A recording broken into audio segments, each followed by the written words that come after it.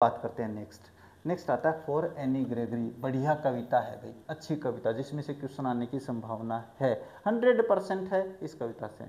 तो देखो बात करते हैं पहले इसके कवि के बारे में, अबाउट द पोइट के बारे में बात कर लेते हैं। कौन है? विलियम बटलर ईट्स, इसको अपन WB ईट्स के नाम से भी जानते हैं, है ना, WB ईट्स के नाम से भी।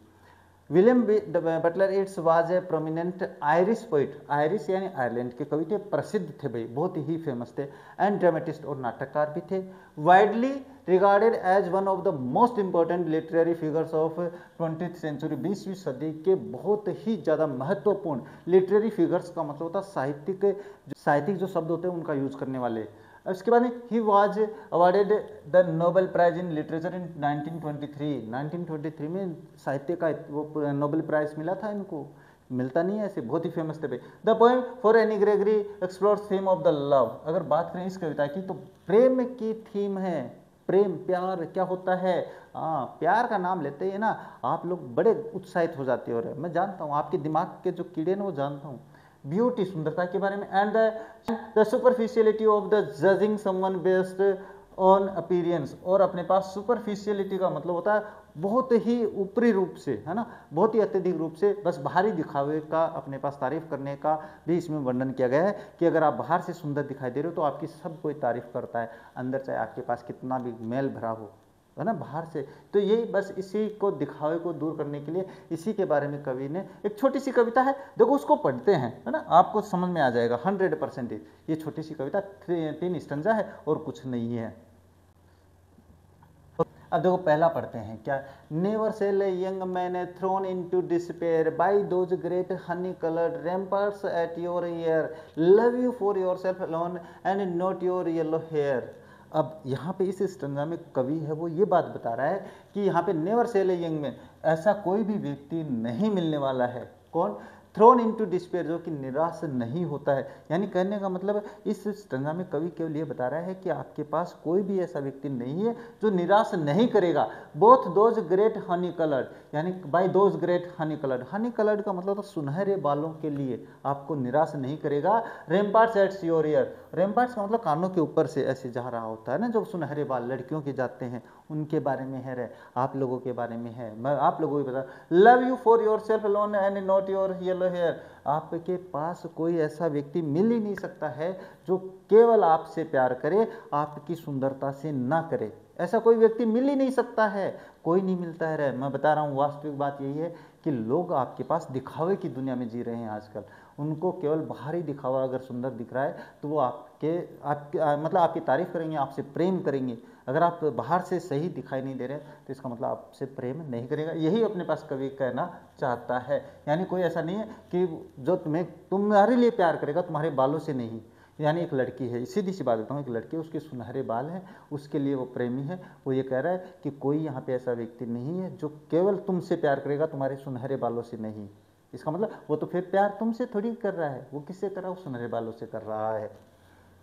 बट आई कैन गेट, अब यहाँ पे तो लड़के ने बता दिया, अब लड़की कह रही है भाई, but I can get a hair dye and set such colors there, brown and black and brown or black or carrot, that young man in despair may I love me for myself alone and not my yellow hair।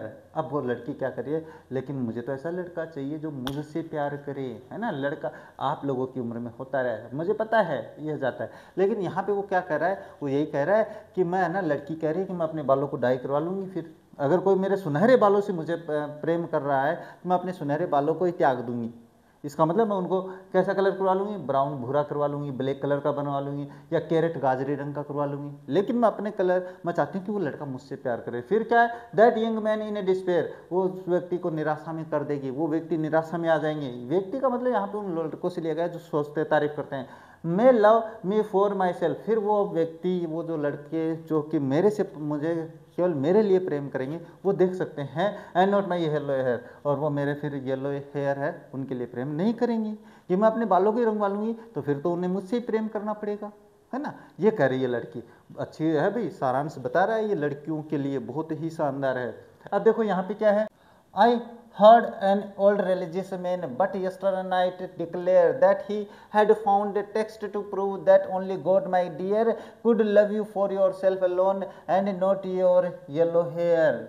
अब वो लड़का कह रहा है भाई फिर यहाँ पे वापस, लेकिन वो लड़का ये कह रहा है, क्या कह रहा है, लेकिन मैंने सुना था भाई एक संत आदमी को, ओल्ड रिलीजियस मैन का मतलब होता है संत आदमी को, एक वृद्ध संत आदमी था, मैंने धार्मिक व्यक्ति का मतलब संत से लिया जाता है। हाँ, तो वो कह रहा है कि वो पिछली रात्रि को बता रहा था, उसने घोषणा करी थी, उपदेश दे रहा था, वो बता रहा था that he had found a text to prove, कि उसको एक टेक्स्ट मिली है, धार्मिक ग्रंथों में एक बात लिखी मिली है। टेक्स्ट, ये क्या करा, टेक्स्ट का मतलब तो लिखा हुआ मिला, मतलब धार्मिक ग्रंथों में, अब उसकी धर्म की किताब में लिखा हुआ मिला है दैट ओनली गॉड, केवल भगवान माय डियर, मेरे प्रिय, could love you for yourself alone, कि मात्र एक है जो भगवान है जो आपको आपके लिए प्रेम करता है, आपकी सुंदरता से नहीं, आपके बालों से नहीं, and not your yellow hair, और तुम्हारे पीले बालों से बाल प्रेम नहीं करता है, ऐसा केवल एक है, वो है हमारा भगवान जो हमें बनाता है। और यहाँ पे आपकी पोएम वो कंप्लीट हो जाती है। लेकिन मैं वास्तविकता बता देता हूँ आज इस पोएम के आधार पे, इस संसार में एक अपने पास जो सच्चा प्रेम है, जो वास्तविक प्रेम है, वो केवल माँ बाप का है, निस्वार्थ जो प्रेम है वो माँ और बाप का है, इसके अलावा सारा जो प्रेम है वो स्वार्थी है। याद रखना मेरी इस बात को ना, वही बात इसमें बता रहा है, इसमें भगवान का नाम ले दिया, मैंने अपने जो माता पिता उनका नाम लिया है। अब देखो बात करते हैं नेक्स्ट स्टंजा है अपने पास, but I can get hair dye, ये वो लड़की वाला स्टंजा है। What does Annie Gregory suggest about her hair?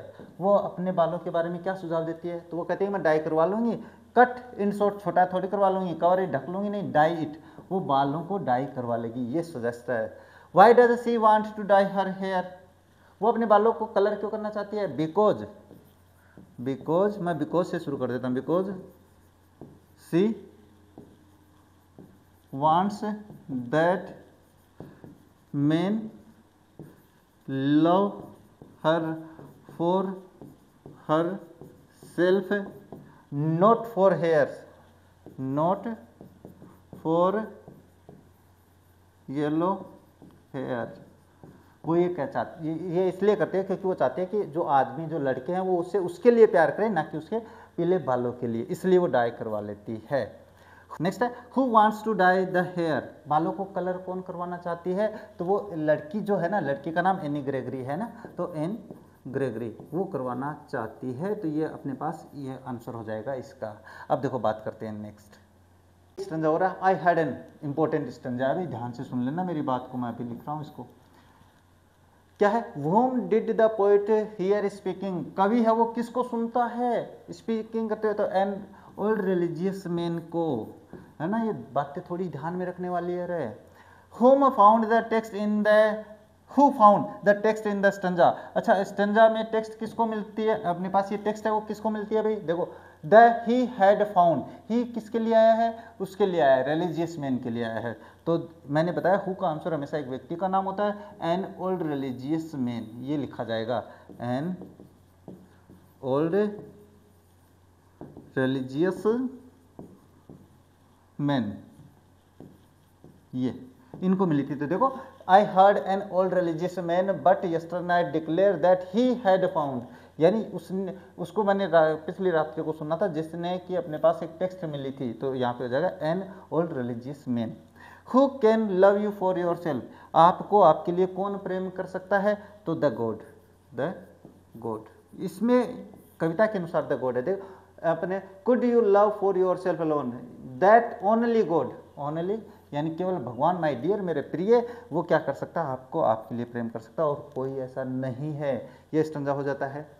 इस क्वेश्चन और आगे भी है भाई अपने पास 3 क्वेश्चन और है, तो ये कर लेते हैं। क्वेश्चन अच्छे क्वेश्चन है इस कविता से, इसलिए लिए भाई। What is the central idea of the poem any Gregory, any Gregory की कविता का मुख्य थीम, अपना सेंट्रल आइडिया क्या है भाई, तो देख लेना। The poem conveys the idea that physical beauty may be important for young man और ह्यूमन बींग्स, भाई जाहिर सी बात है, ये कविता ये बताती है, कन्वे मैसेज देती है कि आपके पास जो मनुष्य है वो आपके जो शारीरिक सुंदरता उसके लिए प्रेम करते हैं। इसके बाद में आगे क्या, but God does not love human beings for their physical beauty, लेकिन जो भगवान है ना वो आपकी शारीरिक सुंदरता से प्रेम नहीं करता है, वो आपको आपके लिए प्रेम करता है। इन दिस पोएम, इस कविता में the poet gives an example of A lover, इस कविता में कवि प्रेमी के बारे में एग्जाम्पल देता है, प्रेमिका, and who loves the yellow hair of the young lady but does not like her ramparts. इसका मतलब वो ये है कि उसको उसके बालों के लिए पसंद करता है, ना कि रैम्पार्ट्स, उसके दिखावे को, उसके मतलब वास्तविकता को। द लेडी डिसअप्रूव्स हर लव, और जो लड़की है वो उसका प्रेम है नकार देती है, डिसअप्रूव कर देती है। What is the color of the women's hair? महिला के बालों का रंग कैसा है? Why will she change the color of the her hair? वो अपने बालों को कैसे बदलेगी? देखो, her hair is yellow colored, also called honey colored, यानी कहने वाला पीले कलर के, जिनको honey colored भी कहते हैं भाई। She will change the color of the her hair with dye so that the young men who love her for her herself है भाई, हाँ, her yellow hair color would love her for what she is other than her yellow hair. अरे इसमें थोड़ी सी confusion हो जाएगा हर yellow और इसके बारे में, यानी कहने का मतलब है कि वो ये चाहती है, जो मैंने पीछे लिखा है कि वो चाहती है कि अपने बालों को पीला इसलिए करवाएगी ताकि वो आदमी पीले बालों के लिए प्रेम नहीं करके उसको खुद को प्रेम करे। तो ये देख लेना। What did the religious man tell the poet? धार्मिक व्यक्ति ने, संत आदमी ने कवि से क्या कहा? तो the religious man told the poet that he found a book to prove that only God could love her for her spiritual beauty and not for her physical beauty। वो ये कहता है कि आपके पास जो पोइट है, जो धार्मिक व्यक्ति है, वो ये कहता है कि उसे एक किताब में सब टेक्स्ट मिली है, बुक में सब टेक्स्ट मिली है जो ये साबित कर सकती है कि आपको आपके लिए केवल भगवान प्रेम करता है, जो कि आपके बालों के लिए नहीं करता है। इसके बाद में ये देख लेते हैं।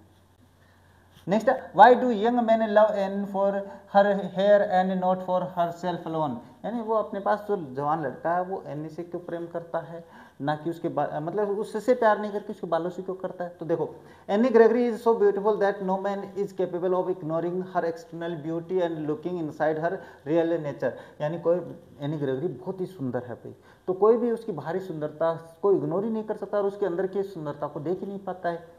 इसके बाद her attractive external features stop man from knowing the real person, अब उसकी बाहरी सुंदरता उसके आंतरिक जो व्यक्तित्व को जानने से रोक देती है। This is what that makes the speaker say that young man love Anne for her hair and not for herself, इसीलिए कवि कहता है कि अपने पास एनी है उसको उसकी सुंदरता के लिए प्रेम करते हैं, ना कि उसके लिए। What are Anne's views on external beauty, अच्छा एनी की बाहरी जो सुंदरता उस पर क्या विचार हैं? देखो, Anne does not believe in external beauty and wants to be loved for herself, Anne को बाहरी सुंदरता में कोई भरोसा नहीं है, विश्वास नहीं है, वो चाहती है कि उसके आंतरिक प्रेम, उसको वो लव्ड फॉर हर सेल्फ, यानी वो खुद के लिए प्रेम करना चाहती है, जो आंतरिक सुंदरता उसके लिए। She says that the her beautiful hair that attract so many man and can change the colour differently, वो कहते हैं उसके जो सुनहरे बाल से लोगों को मतलब व्यक्तियों को आकर्षित करते हैं, उनको वो कलर करवा लेगी। This shows that any things that external beauty is not important and is changeable, और वो कहते हैं कि जो बाहरी सुंदरता है वो अपने पास है, उसको पसंद नहीं करती है और उसको चेंजेबल मानती है। Why is God capable of loving and for herself, अच्छा भगवान क्यों सक्षम है उसको उसके लिए प्रेम करने के लिए? तो only God is capable of loving Anne for only herself because humans do not have the power to look the beauty of soul. भगवान, यानी कहने का मतलब भगवान के अलावा कोई नहीं कर सकता है, क्योंकि लोगों के पास ये ताकत ही नहीं है कि वो आत्मा की सुंदरता को देख सके। आप थोड़ी ना देखते हो, कोई नहीं देखता रहे। Only God is capable of not caring for the outer beauty, और केवल भगवान ही है जो बाहरी सुंदरता की कोई परवाह नहीं करता है। Looking the beauty of one's soul, जो कि मानव की आत्मा की बाहरी सुंदरता देखता है। और यहाँ पे आपकी जो पोएम है वो कंप्लीट हो जाती है भाई। अब बात करते हैं इसके बारे में।